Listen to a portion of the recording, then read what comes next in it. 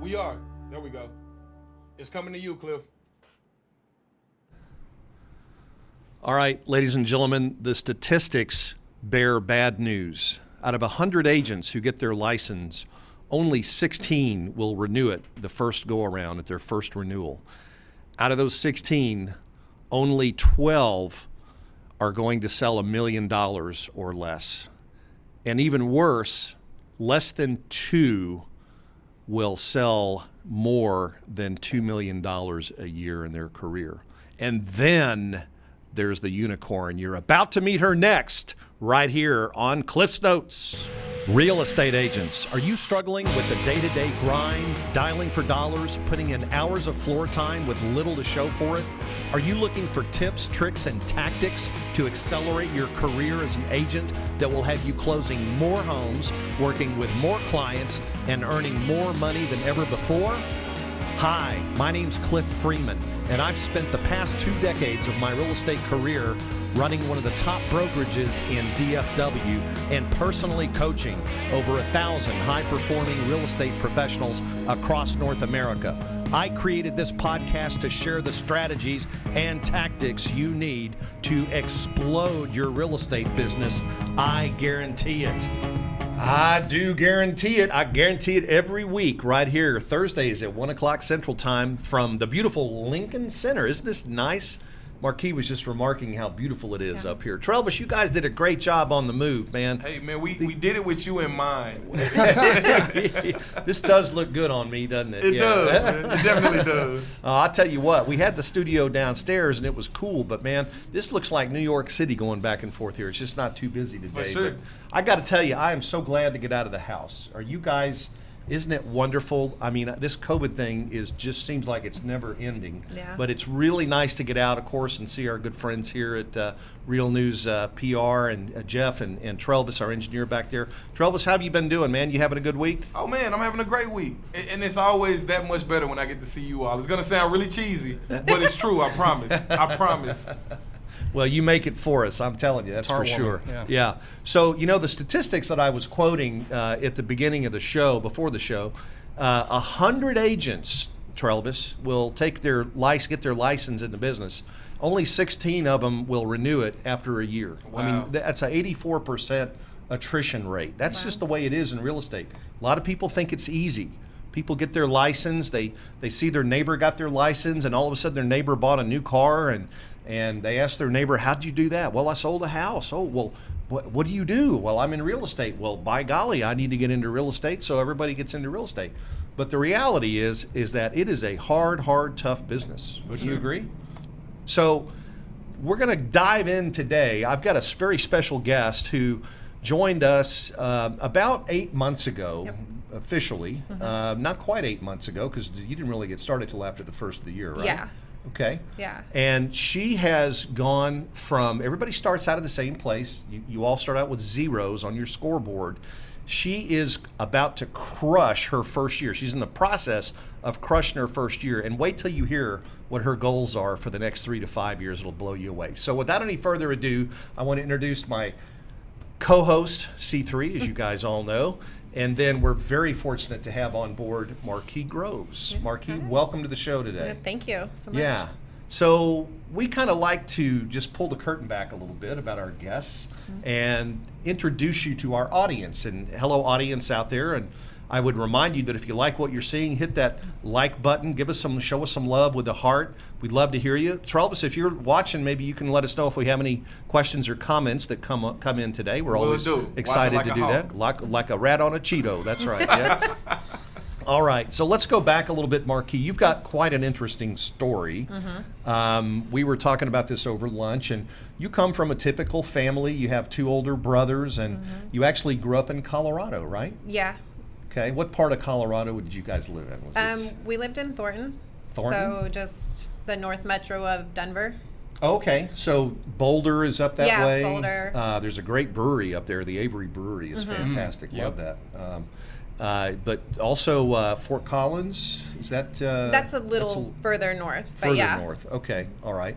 And so it was just typical, but what were some of the things that you liked to do for hobbies when you were younger, like, in high school and stuff? Oh, I played tennis and basketball through school, and street racing was kind of my underground hobby, Street racing. so to say. Street racing. You mean like with cars? Yeah. Right? Yeah. Okay. Yeah, they have a nice track up there, Bandamere. So go out to Bandamere and Really? race. And so what do you know about street racing? I just need the turbo size and the blow-off valve. And I mean, I couldn't put it together for you, but I know what you need to go faster. Wow. That would have been, I bet the guys must have loved that you knew all about cars and things like that. That's pretty cool. Yeah. Yeah. So you have a history in sales that started at a young age. I think you told me you were about 18. About 18. And what was it that attracted you about sales? Did you go through high school and were you one of those people that was so smart you were just bored with everything and decided you need to find a new challenge? Or what was it that appealed to you about sales? So I had a friend who was like, hey, she worked at a cell phone booth. I mean, this is like T-Mobile, Razors, and Nextel, and she was like, I do really good, and I was like, well, I want to try, and that was the end of it, and I've been in sales pretty much ever since. So you crushed, they were cellular cell phone sales, and you crushed it right out of the gate. Yeah. Okay. Part-time was I worked part-times because I was, 18, just finishing high school, and I made $900 every 2 weeks, $1,000 every 2 weeks. I remember taking home those checks. Yeah. Okay. At 18 years old, right out of high school. That's pretty good. Yeah. Yeah. Most 18-year-olds couldn't figure out how to get out of bed. Yeah. Right? And you're there at the store in the morning selling cell phones and making money. I love it. Yeah. Okay. So what was the next thing after cell phones? What'd you do after that? Then I opened my own businesses, tanning salons. I opened some salons, and I didn't have the knowledge behind it to do it correctly. But I did it. I jumped in. You took the risk. And how old were you when you did this? I was 22 when I bought my first one. How'd you raise the money, or did you use your own money to do that, or how did that happen? So I had gotten, I'd put most of my money down, and then I had a daughter really young, and so I had kind of saved up some child support and bought the business. Oh, okay. All right. Well, that's okay. So I very paid good. cash. Yeah. I paid cash for my salon. Wow, Oh, that's wow. awesome. Yeah. Okay. And so what did you wind up doing with the tanning business in the salon then? We sold it. Okay. And then we kind of hit some financial hardships, so we had sold it, and I went to work for an organic distributor. Yeah. You're aware. I mean, I'm sure we're going to hear stories just like my story about how you made it, you went broke, you made it, went broke. The average, Travis, you might have already known this. I think you told me this, but the average self-made millionaire has been broke 7 times, right? Yeah. 7 times. Oh, okay. So let's continue here. So you did that. At what point did you get an interest in real estate? Tell me the story about how you got into real estate. So I actually went to real estate school twice in Colorado. Not a lot of people know. I went to school twice. I had 3 kids. I needed a full-time job. I didn't have the opportunity to finish. And so it's always been a passion, but I just never had an opportunity to pursue it until recently. And then I was like, regardless of what happens, if we live in a box, I'm going to do this because this is my passion and this is where I belong. Okay. Was there anything in particular about real estate that appealed to you? What was it? What was the driving thing? Because you can get into insurance sales, you can get into financial services sales. Why real estate? Everybody needs a place to call home. Okay. All right. I mean, and I like helping people who don't think that it's achievable. I'm in this for the long haul. I know where you're at. I've been broke. I get where you want to be. Right. And so helping those people. Isn't that funny how when the good Lord takes you down and shows you how to get back up, then you really just want to go out and help other people with that process, right? It's very true. All right. So you did a little while. I want to hear about this story because you made a move. You moved from Colorado. What motivated you to move down here to the great state of Texas? Honestly, could no longer afford to live in Colorado. couldn't afford to live in Colorado. Yeah, I Okay. mean, we had a 3-bedroom apartment. It was like $2,700 a month for our apartment. Wow. And we tried to buy, and we kept getting outbid, and we were just going rental to rental, and rental prices were through the roof. So we were like, well, where are we going? Okay. And so my dad moved to Texas. Okay. And so Dad came first. Dad Yeah. came first, so then we followed. Okay. And there's a little story, a little backstory here about the trip from Colorado to Texas. Would you be kind enough to share that with us? Yeah, we packed up into our Penske and loaded our flat screens and everything the night. It was like 10 o'clock, and my husband was leaving at 4 a.m., and someone tried to steal our moving truck with everything that we owned. So they were not successful. They weren't. They broke out the windows. I guess normally what they do is they pop out the side window, and they go in and get the keys, and normally they pop out. Ours shattered, and so we were able to run out. We heard it, so they didn't get away. But had they've got away, it would have been everything that we owned, and there was $6,000 for our deposit on our new place sitting in the truck. Okay. So they would have took every penny we had and everything we owned. Okay. So that was it, lock, stock, and That was barrel. it. So when you came to Texas, there was an urgent need for you to find some income. Yeah. Okay. So what did you do? What's the first job you had here? Well, I transferred. I had the business sales job that I was employed out of Connecticut. So I transferred Okay. with that company. Okay. And then shortly after we moved here, I was laid off. But I had a hard time getting unemployment because I hadn't lived in Texas that long. So Texas fought Colorado, and Colorado went after Connecticut. So So I got unemployment like 4 months later. 4 months later, that was tough, huh? Yeah. That's the can't rub two nickels together Yep. time, right? Okay. All right. Yeah. But you busted through that. You burst through and pushed on, pressed on. What was the next thing you did? So I applied. I was applying it everywhere, anywhere that would take me, and I ended up at Harley Davidson. Harley Davidson. Yeah, I like Harley Davidsons. Yeah. No, they're great. Love them. What a great company, great tradition, great culture. Yeah. I mean, that's Americana right there. I mean, Yeah. just absolutely wonderful. What an iconic brand, you know. And so, what did you do at Harley? I applied to be floor sales, but after speaking with them, they seen the value in my cold calling skills and the phone, Okay. and they were developing an ISA department at the time, and so they just put me in the ISA inside sales. Yeah. And you were already an expert on motorcycles before you joined Harley, right? Not really. Not really? But I made sure I knew before. Okay. So what did you do to ensure that you knew your product? I studied the sheets, like memorizing it. Even like driving to work, I would take 3 bikes and just be like, okay, today I'm gonna study the Fat Bob, or I'm gonna study the Heritage, and I would just memorize that as I was driving in traffic. Look at the Okay. sheet. Okay, that has a cubic inch motor of this. That has this. Okay. All right. So these are some rider downers here. Number one is you got to know your product. You got to know what you're selling. All right. So let's talk about at Harley how you develop some sales skills. What sales skills did you develop? You said cold calling. Let's talk about what that means. What Yeah. skills? What was the outcome you were looking for? So my job was just to get them to Harley. To Just get an them. appointment. So these were internet leads or? Internet leads. Sometimes it would be a spreadsheet that was dropped on our desk and said, hey, these people haven't been in here in 5 years, 10 years. Call them. Okay. And there's nowhere to go with it. I mean, it's a call them. And so, I mean, you have to on the fly figure out, hey, do you still have that bike? Are you Okay. happy with it? You All wanna right. trade it in? All right. So let's fast forward here. How'd that work out? How'd that job at Harley work out for you? It worked out well for me till the end.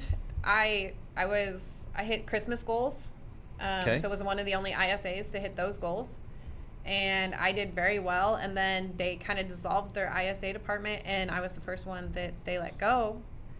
And then after that, I was like, I'm not doing this when I'm a top producing ISA anymore. I'm not going to Okay. put that. So you were basically working for the man, and the man said, "See ya." Yeah. Okay. All right. So the second rider downer here, folks. First one was product knowledge. The second one was sales skills. You've really got to master your sales skills on the phone.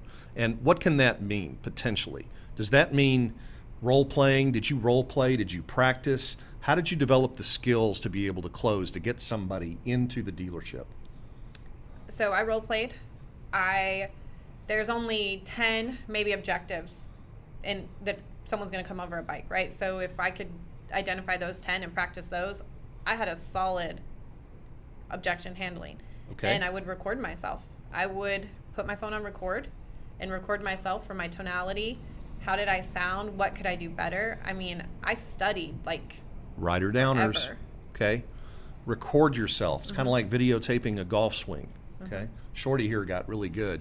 His coach used to videotape his golf swing, and they'd go through it in slow motion, figure out what he was doing. The only way you're going to learn about how your call is because when you're on the phone, you're not listening to yourself. Right. Hopefully, you're listening to the other person, Yeah. right? So it's kind of hard to self-diagnose a call without hearing it replayed, okay? So practice role play. All right. What did you do specifically? Because here you are in your early 20s, I believe, at Harley, right? Or were you in your I was 30. late? You were 30 then by that time. Yeah. Okay, so 30, still 30. Didn't know diddly about motorcycles, really. Nope. Okay. Where did you find the resolve and the confidence to walk in there and be bold and get that job? So you had to. It was very eat or be eaten environment. I mean, you had to. My confidence is 10 times higher now than it was then, but you had to. It wasn't an option. You didn't have to find it. You had to do it. Okay. All right. You just hit the third rider downer. Oh. Okay. Confidence. Confidence out of everything that we've talked about will get you through to the right outcome. You can be okay at product knowledge and okay at sales skills, but really it's your confidence that nails it. Now, the reason why I wanted Markee to share this story with you is because after Harley, when I first met you, you were looking to get into real estate.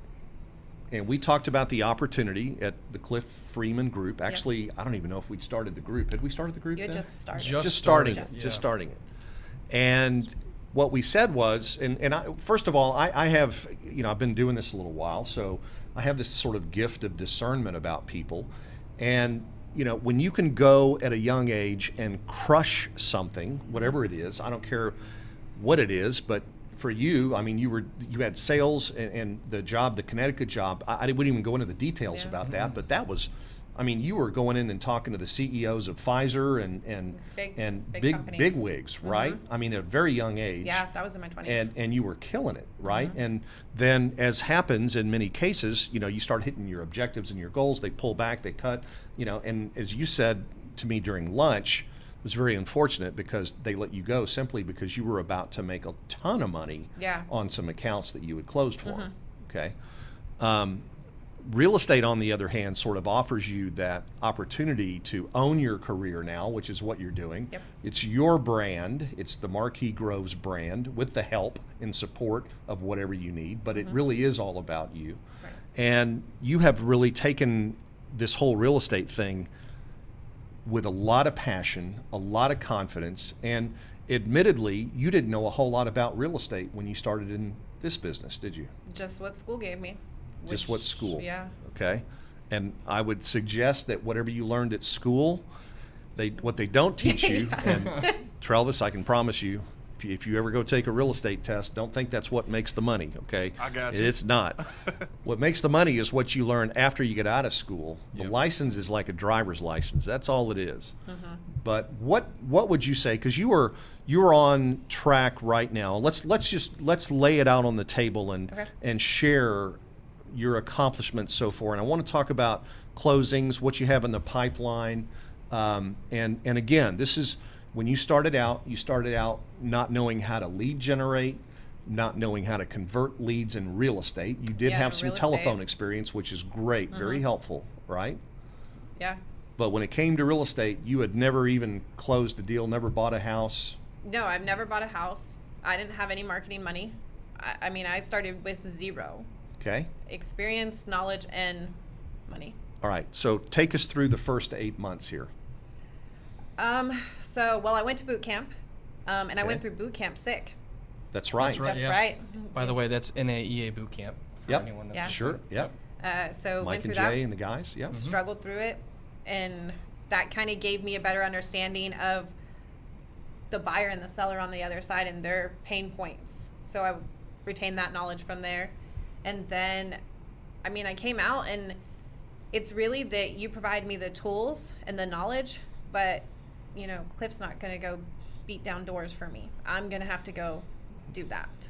And so I decided, I don't care who it is, I'm going to get as many people as I can every single day to talk to me about real estate. Okay. Yeah. Whatever it takes. And we actually, we started out, I'm sure, I bet Dale Archdeacon might have had some influence on you when you were training with Dale, because that's what he said. It's about the number of conversations Yeah. you have about real estate, right, and so forth. And so that's part of the training that we do. But you, unlike most agents, most agents don't start their day until about 9 or 10 in the morning because they want to avoid getting stuck in traffic. And then they leave the office about 3 because there's a lot of traffic in the afternoon. COVID's changed all that. Yeah. But the reality is that you actually treat this as a business. How many hours a week are you committing? Let's just talk about prospecting right now, because that's where the money's made. How many hours a week are you prospecting, Markee?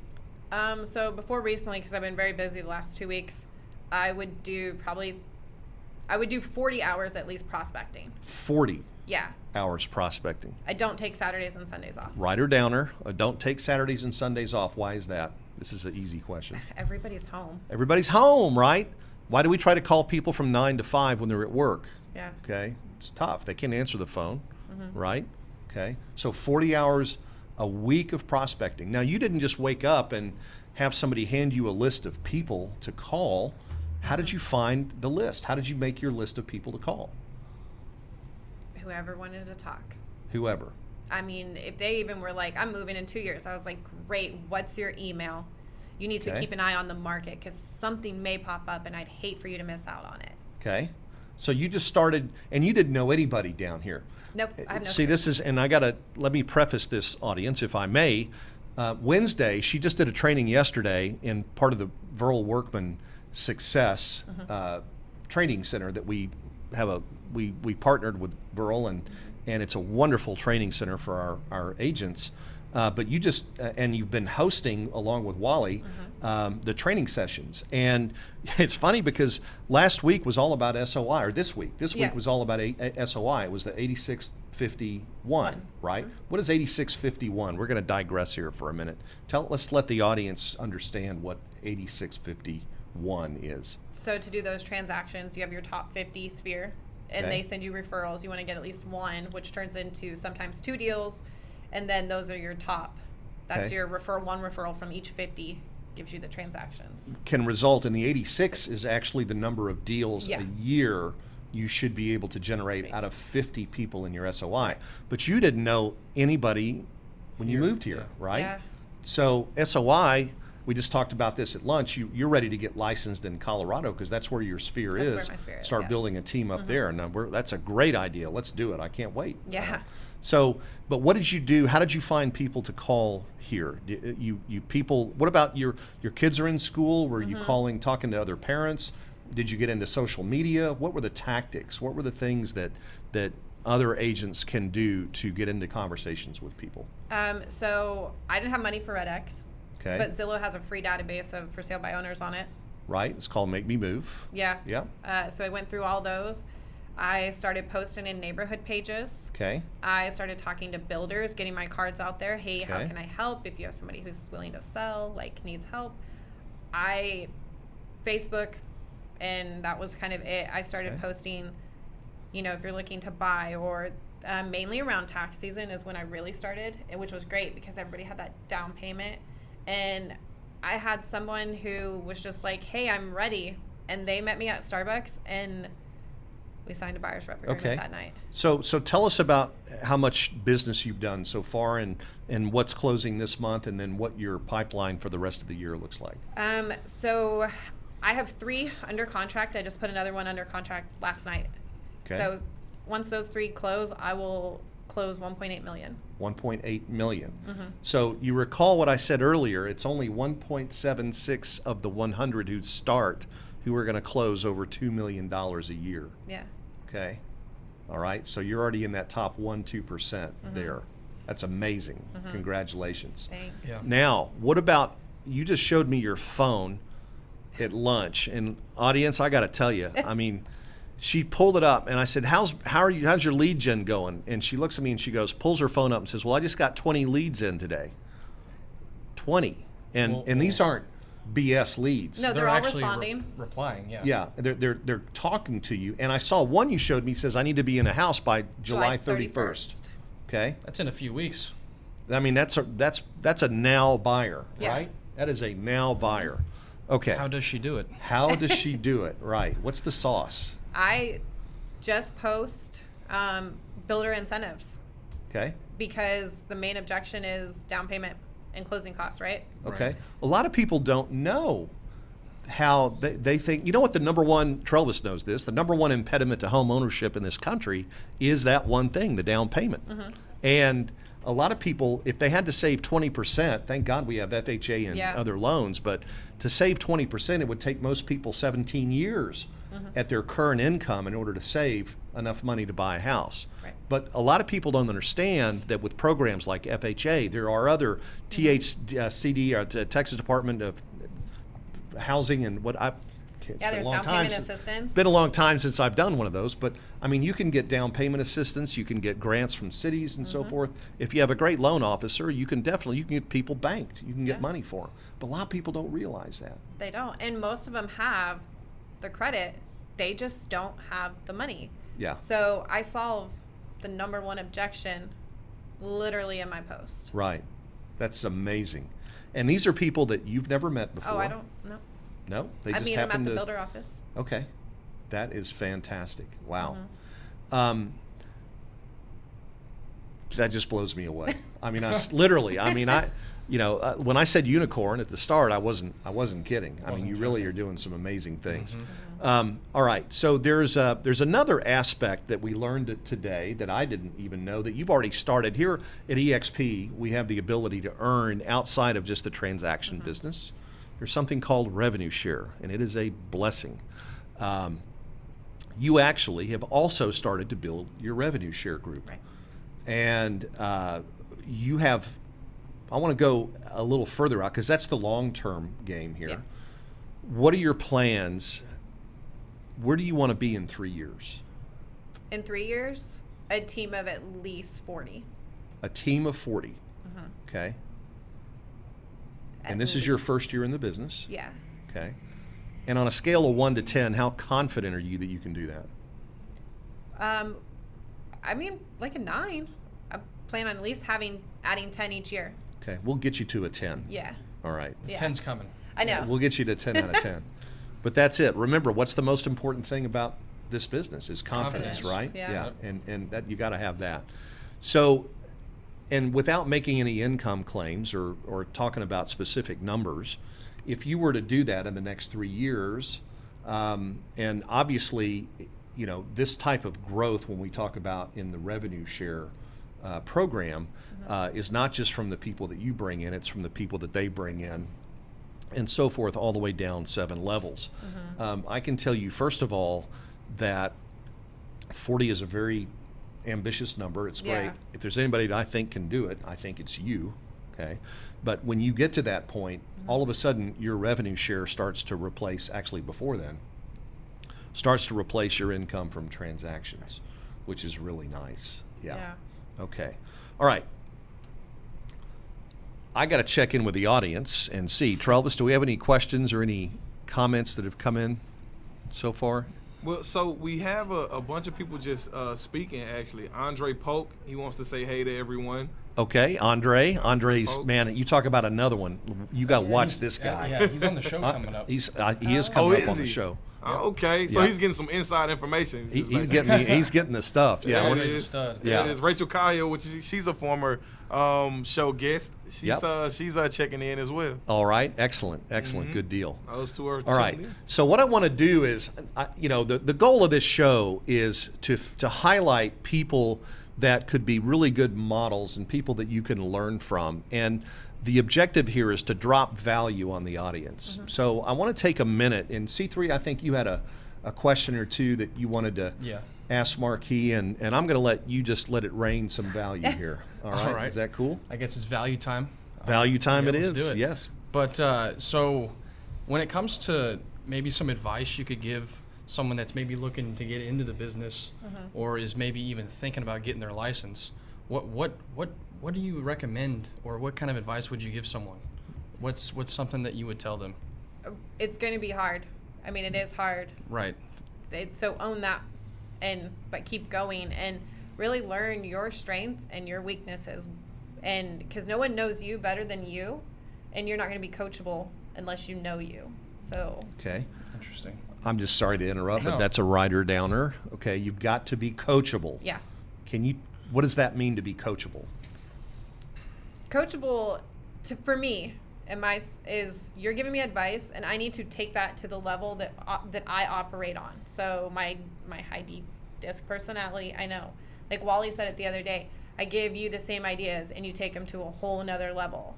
And so coachable doesn't always mean do exactly what we say. It's do what we say that fits your needs. Okay.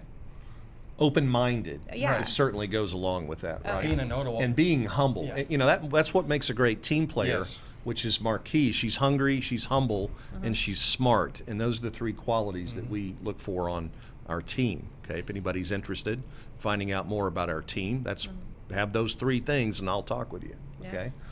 All right. What else, sir?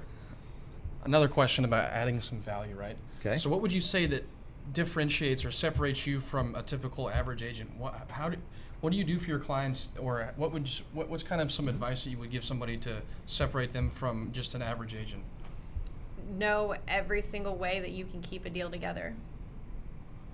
Okay. Because I have, from COVID, I've had clients lose their loan twice. I've had things go wrong at my new build that just recently. So how are you able to make sure that that client is okay and know every single way to keep it together? I want to chime in on that too, because I don't know that one person needs to know all that. Yeah. I think what they need to know is where to team. find the answer. It's a right? team, yeah. It's about being resourceful, right? And that's the one thing, because I hope that you feel like you're supported with any kind of issue that you run into. Yeah. That within picking up a phone, you can get help and an answer. That is what's important. You know, you're brand new in the business, but you're surrounded with people who've been in the business Right. for years. Right. And I can't imagine what it would be like for somebody to start in this business without support, because wouldn't you agree, there's no place you can go to get the knowledge that you need to operate in this business except on the job. Yeah. You've got to, it's on the job training, right? Yeah. And the last thing you want to do is, if you're flying an airplane and it's on the job training, you want to have somebody sitting in the co-pilot seat Right. next to you Yeah. that knows what the going hell on. they're doing, Yeah. right? Yeah, I have an amazing backing. I mean, Yeah. you know, I've called you guys. I called you my first deal. I was like, hey, Wally, I had another agent yell at me. I called Wally like, hey, what can I do from here? And, you know, I've had the world. You pop in the world for EXP. You know, I have so many resources that I'm confident enough to say if I don't know an answer, I can get you the best answer. And I can say that with confidence. Sure, yeah. So are you saying it's important to kind of choose what am I going here Whoever for, you Mr. choose will help you with your success. I'm not Where trying do to you lay your Yeah. pillow, Correct, right? yeah. Where- Yeah. You know, Right. Like your mentors, is there any like, choose carefully. right. Yeah. Yeah, sorry. So what Words kind are of fumbling. What kind of questions, if I'm brand new in the business, what kind of questions should I ask a broker Right. if I'm going to interview with them? Well, they're all going to promise you the world. Okay. We talked of that. So, but it's really what is attainable and what are you getting your first year? Are you able to get even broker access? I've heard a lot of other people, you know, I've only been with EXP. That's just, I knew what fit me. Yeah. But I've heard a lot of people say, I don't have access to my broker. Right. I can't even get an appointment. And so then they sit there with the deal and they're not able to. So that's get really information. important. Stuck, yeah. Yeah. You know, there's a lot of great brokerages where you can go and pay next to nothing. Yeah. Okay. And the problem with What that kind of is value do that they bring? you get next to nothing, Yeah. right? So it's not how important is it to look for the value at the brokerage instead of what the monthly fee is or the nickels are. Yeah. What's important about that?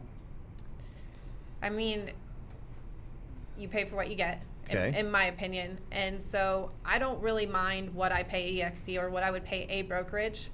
If the brokerage was thousands a month, but the support and the success driven was worth that to me and generated that for me alone, I don't So care it's what the ROI. brokerage- You yeah. mentioned to me at lunch that it's like what you tell a seller, Yeah. right? Are you more concerned about what I make or what you make? Right. Right. And so the emphasis should be on what you What can I'm gonna do, do.